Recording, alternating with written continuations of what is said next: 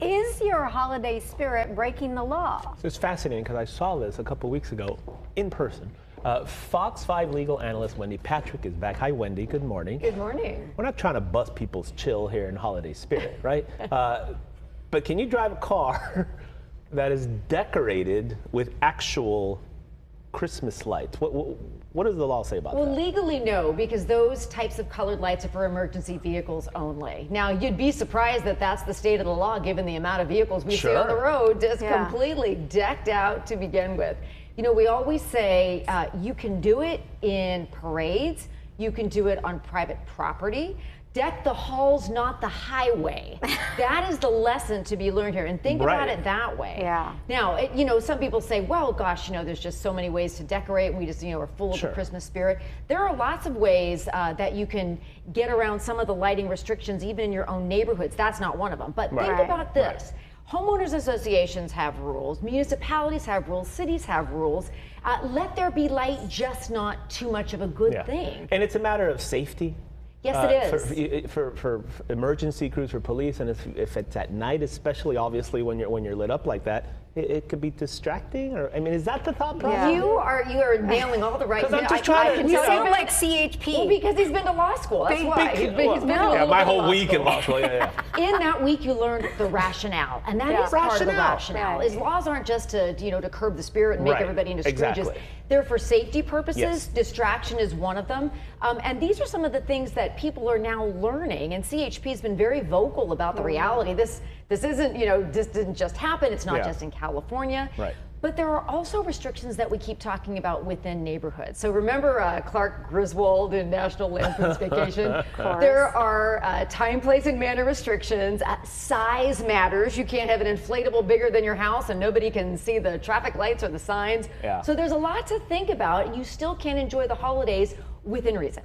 So what's called, there's something called the Fair Housing Act. Is that what you're talking about? Where there are lots of different types of restrictions and regulations and policies and procedures. And I lay it out that way because there's just not one clearinghouse to go to. And you're talking aside from the HOA rules, if you do in fact live in an HOA community. Aside from the HOA rules, think about it this way. So there are generalities. Most of the time the season runs from Thanksgiving through New Year's. But there are some areas in which it can be longer than that. But the rationale is the same, there's an issue not only of light restrictions, because think about how distracting that might be or how burdensome for neighbors. In the same way we have noise restrictions. You can't just blast your music all night. So when you think about it, just look at where you live, look at what the restrictions are. You know, the city of San Diego has a website, as do some other cities. They really lay some of these things out. We don't think about it most of the year, but when it comes to Christmas, a lot of people go overboard. Can you be penalized for something like this? Fines are the most frequent. Right, and I always say, are there like a lot of warnings? This specifically, is there more leeway in terms of the warnings? Come on, before they actually fine you? Oftentimes there are warnings, and that's especially true in the spirit of the season. But I always say my legal advice on the set is don't be the test case. Don't be the test case where for whatever reason they've moved to a zero tolerance policy. Exactly right. And all this holds true, you would say, lastly, I mean, one of the things that I think about is like, your neighbors, or not, if there are neighbors who leave their decorations up year round, maybe they don't turn the lights on. I keep the lights on. I wish I had an easy. It happens. I wish I had an easy answer for that. It's like nobody goes in your home to see if your Christmas tree is still up in April. True. I mean, it is like a screen over it. It is private property, right? That's right. The difference is if it is interfering with the quiet enjoyment it becomes a public nuisance.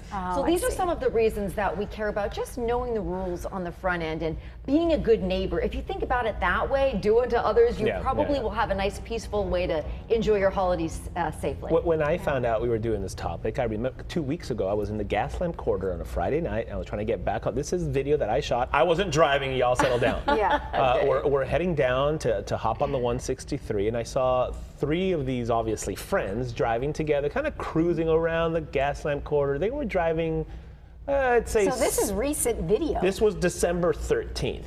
And I'll be honest, I wasn't driving, but there was a couple of points where the street got a little darker, and you realize when you're turning left and it's dark, and all the brake lights and all of those lights were, for lack of a better word, it was confusing to a driver. Wait, do I turn here? Am I clear to get in this lane or what?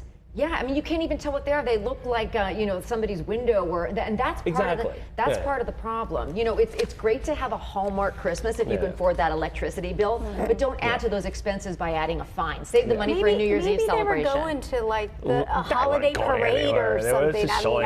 And that would be an exception to the rule. So right. I mean, if they get pretty pulled sure over. they weren't. Yeah. Right. It's a good conversation You're being to such a have. fuddy duddy. Why are you being such a party pooper? Don't be a Grinch. Your email is going to be full here in the next 10 minutes. They don't have my email. Good point. Wendy Patrick, thank you. Thank you. Merry Christmas. Thanks for being here. Appreciate it.